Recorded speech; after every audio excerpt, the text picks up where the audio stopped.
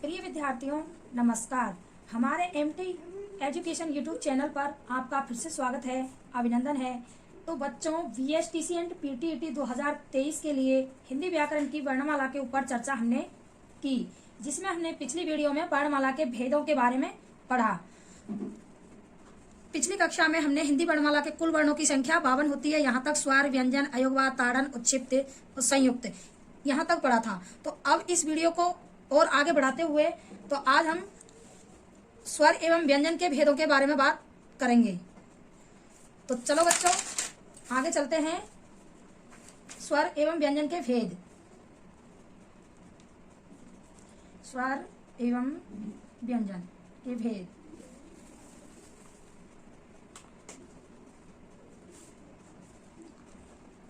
तो पिछली वीडियो में हमने आपको बताया था कि स्वरों के भेद कौन कौन से हैं। इसमें स्वरों के भेदों के बारे में बताया था हमने कि स्वर ह्रस्व होते हैं, दीर्घ होते हैं, और अयोगवा में बताया था कि स्वरों में एक अनुस्वार भी होता है और एक विसर्ग भी होता है। ठीक उसी श्रृंखला में हमने व्यंजनों का भी बताया था आपको। वर्गीय व्यंजन, अंतस्थ व्यंजन, ऊष्मीय व्यंजन, उत्क्षिप्त व्यंजन, ताड़न व्यंजन, संयुक्त अक्षर, ऐसे हमने आपको व्यंजनों के भी बताए थे। अब व्यंजनों के और भी आगे कुछ स्वर और व्यंजनों के और भी आगे कुछ भेद होते हैं, तो आगे हम चर्चा करते हैं। तो उच्चारण स्थान के आधार पर स्वर एवं व्यंजन भेद। स्वर एवं व्यंजन को छोड़कर आप वर्णमाला के भेद लिखो। वर्णमाला के भेद। तो उच्चारण स्थान के आधार पर कौन कौन से होते हैं? एक तो होता है हमारा उच्चारण स्थान कंठ, एक होता है तालु, एक होता है मूर्धा। ये हमने आपको पिछली वीडियो में भी बताया था, लेकिन उसमें हमने इसकी ज्यादा व्याख्या नहीं की थी। तो अब इसमें इसको डिटेल से समझाया जाएगा। दंत, ओष्ठ, नासिका, कंठ तालु, कंठ ओष्ठ, दंत ओष्ठ, और एक होता है स्वर यंत्र। वैसे इसको कंठ में ही माना जाता है, लेकिन हिंदी में इसको अलग से रखा गया है। ये क्या है? अपने उच्चारण स्थान। और उच्चारण स्थान इसमें कौन कौन, कंठ में कौन कौन से स्वर और व्यंजन आते हैं, तो इसको हम देखते हैं। इसमें क वर्ग, जिसमें क, ख, ग, घ, ञ और विसर्ग।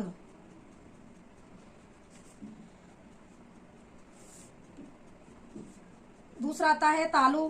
इसमें क्या आता है? च वर्ग। इसमें ए, आ और आते हैं। च वर्ग। च वर्ग में आता है क्या?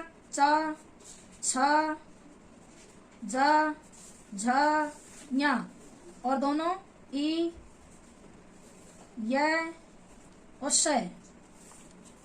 ये श है कौन सा? तालव्य से। तीसरा है मूर्धा। इसमें आता है ट वर्ग। ट, ठ, ड, ढ, अण और री, स और र।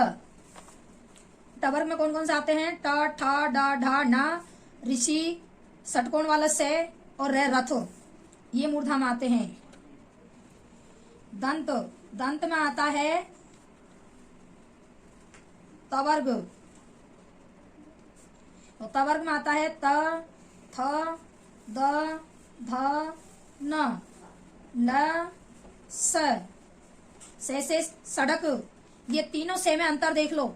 ये से आता है तालव्य, ये से आता है मूर्धन्य, ये से आता है दंत। बच्चों, पहले आप इसको समझ लेना, बाद में उतार लेना, या फिर हम आपको टेलीग्राम पर लिंक में डाल देंगे इनको। फिर है ओष्ठ।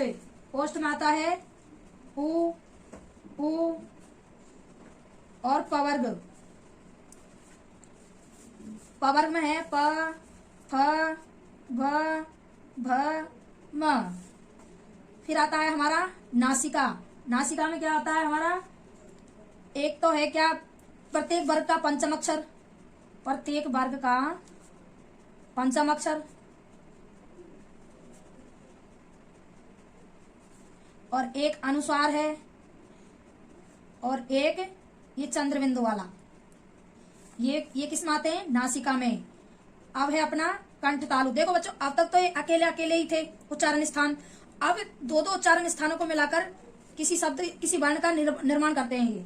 तो कंठ तालव्य में है कंठ तालु, तो इसमें है ए आई। ठीक वैसे ही कंठोष्ठ, इसमें है ओ औ। ये ऐसे वर्ण हैं जो दो दो उच्चारण स्थानों को मिलाकर एक साथ बोलते हैं। ऐसे ही है दंतोष्ठ, दंतोष्ठ में है व और फ।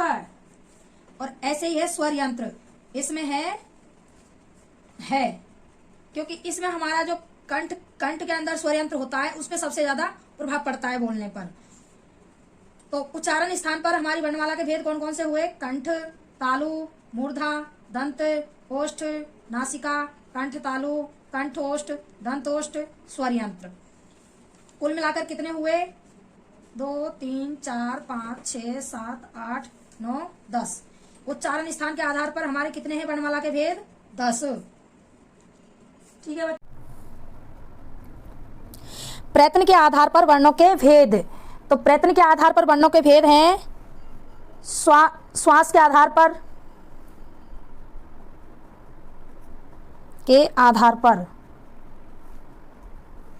दूसरे हैं स्वरतंत्री के आधार पर, स्वरतंत्री के कंपन के आधार पर।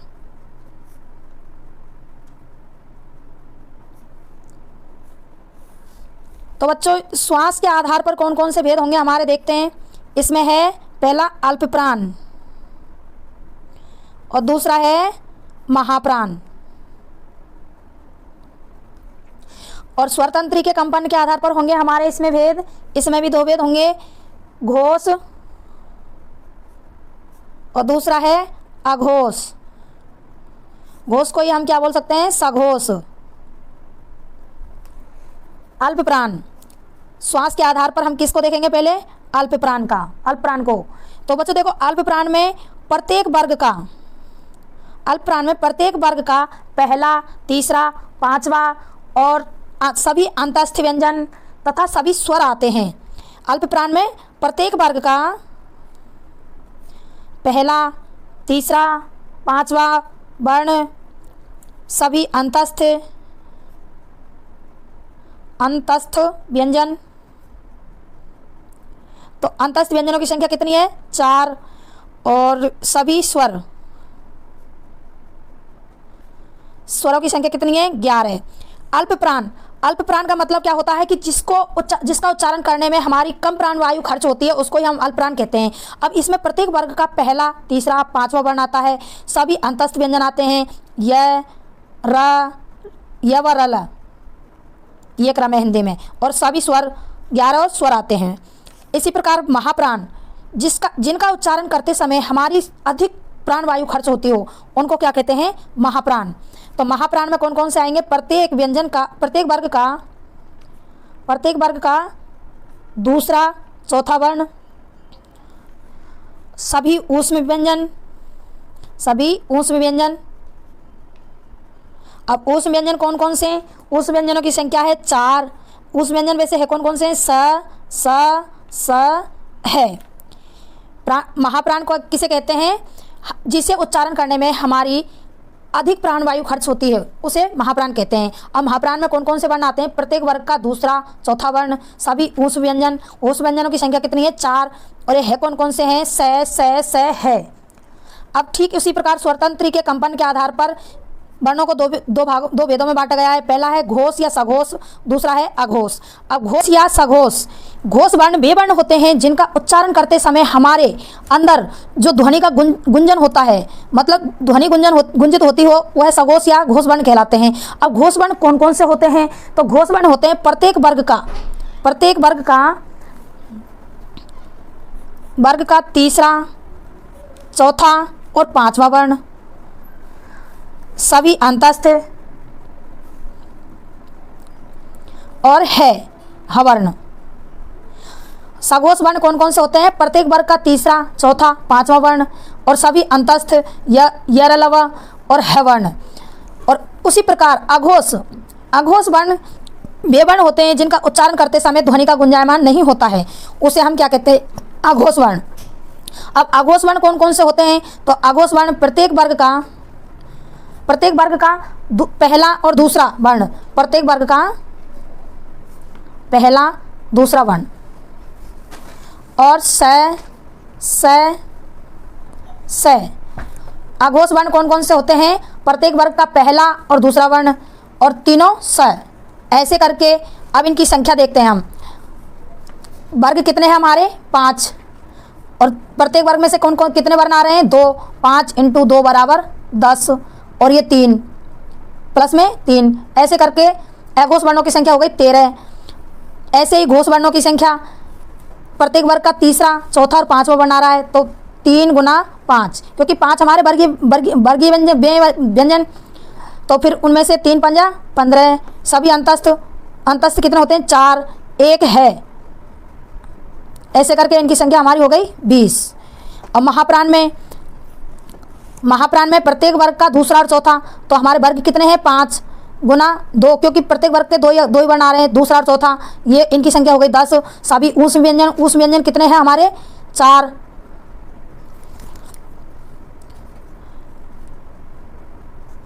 इनकी संख्या हो गई 14। ठीक वैसे ही अल्पप्राण में कितने हैं, प्रत्येक वर्ग का पहला, तीसरा और पांचवा वर्ण, तो वर्ग कितने हमारे, 5, और प्रत्येक वर्ग में से 3 वर्ण आ रहे हैं, तो 3 × 5 = 15। सभी अंतस्थ कितने हैं, 4, और सभी स्वर 11 स्वर हैं हमारे, तो इनकी संख्या कितनी हो गई, 30। तो बच्चों आज वर्णमाला का पार्ट पूरा हुआ। अगली वीडियो में इसके प्रश्नोत्तर और उनको हल करवाया जाएगा। जितना भी हमने ये बताया है उसकी PDF हमारे टेलीग्राम ग्रुप पर मिल जाएगी। तो PTET एंड BSTC की वीडियो देखने के लिए हमारे MT एजुकेशन चैनल को सब्सक्राइब करें, लाइक करें और ज़्यादा से ज़्यादा शेयर करें। और कोई भी डाउट हो तो प्लीज़ कमेंट ज़रूर करें। धन्यवाद।